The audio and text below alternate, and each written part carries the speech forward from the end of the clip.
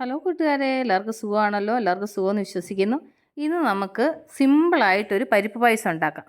അപ്പോൾ നമുക്കിത് എങ്ങനെ ഉണ്ടാക്കുന്നതെന്ന് നോക്കാം. അതിന് മുമ്പായിട്ട് എൻ്റെ കൂട്ടുകാർ ആദ്യമായിട്ടാണ് എൻ്റെ വീഡിയോ ചാനൽ കാണുന്നതെന്ന് പ്ലീസ് എല്ലാവരും ചാനൽ സബ്സ്ക്രൈബ് ചെയ്യണം കേട്ടോ. സബ്സ്ക്രൈബ് ചെയ്യണം, അതുപോലെ തന്നെ ബെല്ലൈക്കൻ പ്രസ് ചെയ്തിട്ട് ഓളൊന്ന് കൊടുത്താൽ ഞാൻ ഡെയിലി ഇടുന്ന വീഡിയോ നോട്ടിഫിക്കേഷൻ കിട്ടത്തുള്ളൂ. അപ്പോൾ നമുക്കിത് എങ്ങനെ ഉണ്ടാക്കുന്നതെന്ന് നോക്കാം. നമ്മൾ എളുപ്പം ഉണ്ടാക്കുന്ന പായസം എന്ന് പറയുമ്പം കുക്കറിനകത്തല്ലേ വെക്കുന്നത്.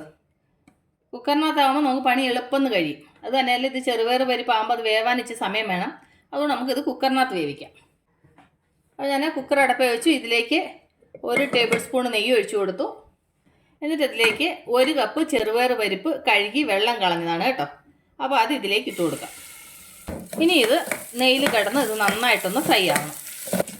അപ്പോൾ അത് നന്നായിട്ടൊന്ന് ഫ്രൈ ആവട്ടെ. ഉണ്ടല്ലോ, അപ്പോൾ നന്നായിട്ട് ഫ്രൈ ആയിട്ടുണ്ട്.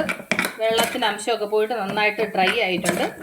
ഇനി നമുക്കിതിലേക്ക് വെള്ളം ഒഴിച്ചു കൊടുക്കാം. ഒരുപാട് വെള്ളം വേണ്ട. നമ്മൾ ഇട്ടേക്കുന്ന ആ പരിപ്പിന് നിരപ്പനെ വെള്ളം ഉണ്ടാവാൻ പാടുള്ളൂ കേട്ടോ. ഈ ഒരളവിലെ വെള്ളം ഉണ്ടാവാൻ പാടുള്ളൂ. ഇനി നമുക്കിത് അടച്ച് വെച്ചിട്ട് 1 വിസിലായിട്ട് ഓഫ് ചെയ്യണം കേട്ടോ. ഒരേ ഒരു വിസിൽ അടുപ്പിക്കാൻ പാടുള്ളൂ. ഒരുപാടങ്ങ് വെന്ത് പോകാൻ പാടില്ല. പരിപ്പ് ഞാൻ 1 വിസിലായപ്പോൾ ഓഫ് ചെയ്തായിരുന്നു. ഈ ഒരു പരുവത്തിലേ വേവാൻ പാടുള്ളൂ. ഒരുപാട് വെന്ത് കുഴഞ്ഞു പോകാൻ പാടില്ല. ഓക്കെ, ഇനി നമുക്കിതിലേക്ക് നല്ല ചൂടോടുള്ള ശർക്കര പാനി ഒഴിച്ചു കൊടുക്കാം. എന്നിട്ട് ഒന്ന് മിക്സ് ചെയ്യുക. നിങ്ങൾക്ക് മധുരം എത്ര വേണം അതിനനുസരിച്ചിട്ട് ചേർക്കണം കേട്ടോ. അതിൻ്റെ കൂടെ തന്നെ നല്ല ചൂടോടുള്ള പാലും കൂടെ ചേർത്ത് കൊടുക്കാം. ഇനി ഈ ശർക്കര പാനിയും ഈ പാലും കൂടെ നന്നായിട്ട് മിക്സായിട്ട് ഇതിൻ്റെ കൂടെ കിടന്നിട്ട് നന്നായിട്ടൊന്ന് കുറുകണം ഇത്. അപ്പോൾ ഇത് നന്നായിട്ടൊന്ന് കുറുകട്ടെ. ഉണ്ടല്ലോ, അപ്പം നമ്മളുടെ പായസം നന്നായിട്ട് കുറുകിയിട്ടുണ്ട്.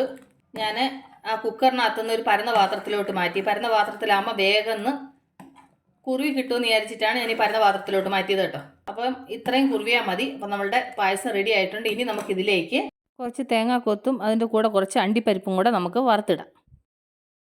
അതിന് വേണ്ടി ഒരു പാൻ അടപ്പേ വെച്ച് ഇതിലേക്ക് ഞാൻ 2 ടേബിൾ സ്പൂൺ നെയ്യ് ഒഴിച്ചു. നെയ്യ് നന്നായിട്ട് ചൂടാകുമ്പോൾ ഇതിലേക്ക് കുറച്ച് തേങ്ങ ചെറുതായിട്ട് അരിഞ്ഞത്. ഇനി ഇത് നന്നായിട്ടൊന്ന് ഫ്രൈ ആവട്ടെ. ഉണ്ടല്ലോ, അപ്പോൾ നന്നായിട്ട് ഫ്രൈ ആയിട്ടുണ്ട്. ഇതിൻ്റെ കൂടെ 5-6 അണ്ടിപ്പരിപ്പ് കൂടി ഇട്ട് കൊടുക്കാം. ഇനി നമുക്ക് സ്റ്റൗ ഓഫ് ചെയ്യാം. കാരണം വെച്ചാൽ ഈ പാത്രത്തിൻ്റെ ചൂടുകൊണ്ട് അത് നന്നായിട്ടങ്ങ് ഫ്രൈ ആയിക്കോളും. തോനെ നേരം ഇരുന്ന് കഴിഞ്ഞാൽ കരിഞ്ഞു പോകും. കണ്ടില്ലേ, അപ്പോൾ നന്നായിട്ടത് ഫ്രൈ ആയിട്ടുണ്ട്. ആ ഒരു ചൂടിലെ അണ്ടിപ്പരിപ്പ് നന്നായിട്ട് ഫ്രൈ ആയിക്കോളും. എന്നിട്ട് ഇതിലേക്ക് നമ്മൾ ഫ്രൈ ചെയ്ത് വെച്ച അണ്ടിപ്പരിപ്പും തേങ്ങാക്കൊത്തും ഉണ്ടല്ലോ, അതും ഇതിൻ്റെ കൂടെ ഇട്ട് കൊടുക്കാം. എന്നിട്ട് അതിൻ്റെ കൂടെ ഒരു 3-4 ഏലക്ക ചതച്ചത്. നിങ്ങൾക്ക് വേണമെങ്കിൽ കുറച്ച് ചുക്കിൻ്റെ പൊടി ഉണ്ടെങ്കിൽ ചുക്കിൻ്റെ പൊടിയും കൂടി ഇടാം കേട്ടോ. എന്നിട്ട് നന്നായിട്ടൊന്ന് മിക്സ് ചെയ്യുക. ആഹാ, കണ്ടില്ലേ, നമ്മളുടെ പരിപ്പ് പായസം റെഡി മക്കളെ. നമുക്ക് സ്റ്റൗ ഓഫ് ചെയ്യാം. അപ്പോൾ എൻ്റെ കൂട്ടുകാർക്ക് ഞാൻ നിങ്ങളായിട്ട് ഷെയർ ചെയ്ത് തന്ന ഈ പരിപ്പ് പായസം റെസിപ്പി നിങ്ങൾക്ക് എല്ലാവർക്കും ഇഷ്ടപ്പെട്ടാണെന്ന് വിശ്വസിക്കുന്നു. നിങ്ങളെല്ലാവരും ട്രൈ ചെയ്ത് നിങ്ങൾക്ക് ഇഷ്ടപ്പെട്ടാൽ നിങ്ങളുടെ ഫ്രണ്ട്സിന് ഷെയർ ചെയ്യുക, ലൈക്ക് ചെയ്യുക, വാല്യുബിൾ കമൻറ്റ്സ് ഇടുക. അപ്പോൾ നാളെ നമ്മൾ രുചികരമായ പുതിയ വീഡിയോയും പുതിയ റെസിപ്പിയുമായിട്ടാണ് നമ്മൾ വീണ്ടും കാണും വരെ. Take care, by.